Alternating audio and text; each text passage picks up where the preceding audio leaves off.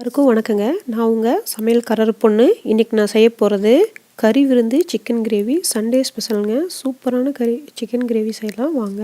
இதில் 2 ஸ்டேஜ் இருக்குது. ஃபஸ்ட்டு வறுக்கிறது, ரெண்டாவது வணக்கிறது. இது வறுக்கிறதுக்கு தேவையான பொருட்கள். அதுக்கு நான் என்னென்ன எடுத்து வச்சுருக்கேன்னு சொல்கிறேங்க. கொஞ்சோண்டு இஞ்சி, 4 பூண்டு, ஒரு பெரிய வெங்காயத்தை கட் பண்ணி வச்சுருக்கேன். இதுக்கு சின்ன வெங்காயம் தான் நல்லாயிருக்கும். நீங்கள் சின்ன வெங்காயம் போட்டுக்கோங்க. எங்கிட்ட சின்ன வெங்காயம் இல்லை. இது 2 பச்சை மிளகாய், கொஞ்சோண்டு முந்திரி எடுத்து வச்சுருக்கேன், 1 ஸ்பூன் கசகசை எடுத்து வச்சுருக்கேன், கொஞ்சோண்டு கிராம்பு, 1 ஸ்பூன் சோம்பு, 3 ஏலக்காய், கொஞ்சோண்டு பட்டை, ஒரு பிரிஞ்சி இலை எடுத்து வச்சுருக்கேங்க. இது main hero of the ingredient. இதுதான் மல்லித்தலை. இது தேங்காய், ஒரு அரை தேங்காய் திருவி வச்சுருக்கேன். இது தாங்க வணக்கிறதுக்கு தேவையான பொருட்கள். இப்போ எல்லாத்தையும் போட்டு வணக்கிடலாம்.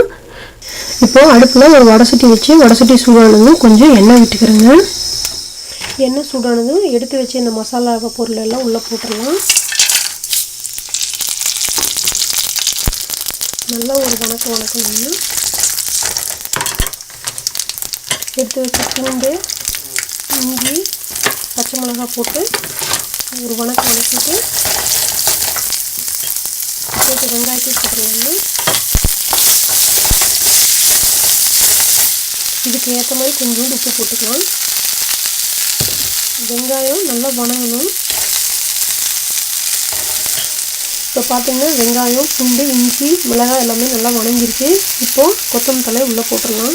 கொத்தமல்லி தழை நிறையா போட்டால் தான் அது டேஸ்ட்டாக இருக்கும். அதனால் கொஞ்சம் நிறையாவே போட்டுக்கலாம். நான் ஒரு கப்பை கொத்தமல்லி தழை வாங்கி நல்லா கழுவிட்டு மண்ணெல்லாம் எடுத்துகிட்டு பொடிப்பொடியாக கட் பண்ணி போட்டுருக்கேன். இந்த தண்டையும் நீங்கள் கட் பண்ணி போடலாம், டேஸ்ட்டாக இருக்கும். கொத்தமல்லி தழை நல்லா வணங்கணுங்க. அது வரைக்கும் வெயிட் பண்ணலாம். இப்போ பார்த்தீங்கன்னா கொத்தமல்லி தழை நல்லா வணங்கிருச்சு. நம்ம எவ்வளோ கொத்தமல்லி தழை போட்டால் பார்த்தீங்கன்னா இப்போ கொத்தமல்லி தழை இருக்கிற மாதிரியே தெரியல.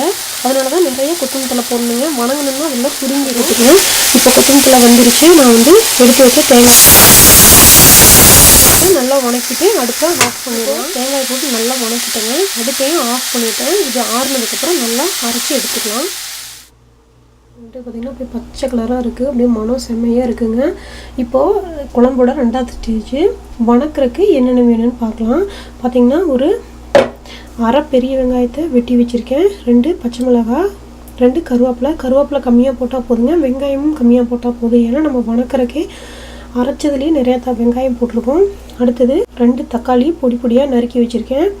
இது 1/2 கிலோ சிக்கன், கொஞ்சம் பெரிய பீஸாக கட் பண்ணி வச்சுருக்கேன். எலும்பு சதை எல்லாமே இருக்குங்க. இந்த அரைச்சி வச்ச மசாலாக்குள்ளே கொஞ்சம் கலர் பவுட்ரு போட்டிருக்கேன். இது ஆப்ஷனல் தான், உங்களுக்கு வேணும்னா நீங்கள் போட்டுக்கலாம்.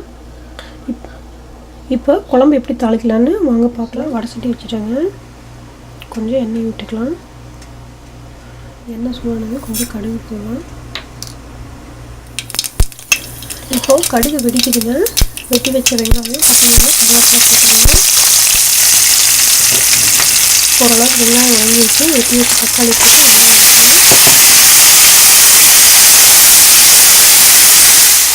இப்போ தக்காளி ஓரளவுக்கு வெந்துருச்சு. இப்போ சிக்கனை இதில் போட்டு நல்லா வணக்கிக்கலாங்க. ஒரு நிமிஷம் இந்த தக்காளியோட சிக்கன் நல்லா கலக்கட்டுங்க. அது வரைக்கும் வணக்கலாம்.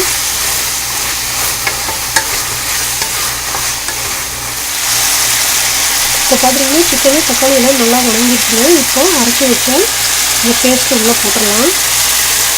இப்போது இதுக்குள்ளே நல்லா தண்ணி ஊற்றி வேக வைக்கலாம். இப்போது தேவையான அளவு தண்ணி ஊற்றி வச்சுருக்கேங்க. இப்போ இதில் டேஸ்ட்டுக்கு தகுந்த மாதிரி உப்பு போட்டுக்கலாம். சிக்கன் நல்லா வேகட்டும், கிரேவி நல்லா சுண்டணும். உப்பு கரெக்டாக இருக்கா, காரம் கரெக்டாக இருக்கான்னு பார்த்துக்கலாம்.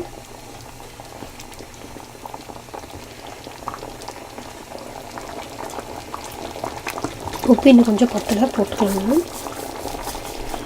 மூடி போட்டு ஒரு 10 நிமிஷம் கொதிக்க விடலாங்க. இது 10 நிமிஷம் ஆயிடுச்சு. மூடியை திறந்து பார்க்கலாம். இப்போ பார்த்தீங்கன்னா ஓரளவுக்கு தண்ணி சுண்டிருச்சு, நல்லா கொதிக்குது. இது பார்த்தீங்கன்னா கையெல்லாம் தெரிக்கும், பார்த்து கேர்ஃபுல்லாக செய்யுங்க.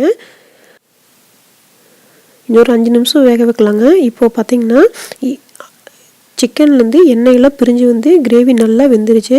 இந்த ஸ்டேஜில் நம்ம அடுப்பை ஆஃப் பண்ணிடலாங்க. இப்போ சுவையான கறி விருந்து சிக்கன் கிரேவி ரெடி ஆயிடுச்சு.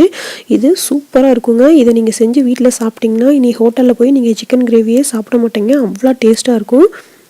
டிஃபன் ஐட்டத்துக்கு ரொம்ப சூப்பர் காம்பினேஷனுங்க. நான் வந்து இன்றைக்கி புரோட்டாவோட இதை தொட்டு சாப்பிட போகிறேன். இது நான்கு, தோசைக்கு எல்லாத்துக்குமே சூப்பராக இருக்கும். நான் எங்கள் அப்பாவை எப்பவுமே செஞ்சு தர சொல்கிறது இந்த கறி விருந்து சிக்கன் கிரேவியும் பரோட்டாவும் தாங்க. இதை செஞ்சு நீங்கள் சாப்பிட்டிங்கன்னா உங்கள் வீட்டில் டெய்லியும் இதே தான் செய்ய சொல்லுவாங்க. அதனால் நீங்களும் இதை செஞ்சு என்ஜாய் பண்ணி சாப்பிடுங்க. இந்த வீடியோ உங்களுக்கு பிடிச்சிருந்தா லைக் பண்ணுங்கள். உங்கள் வேல்யூபிள் கமெண்ட்ஸை ரைட் பண்ணுங்கள். மறக்காமல் எங்கள் சேனலை சப்ஸ்கிரைப் பண்ணுங்கள். தேங்க்யூ.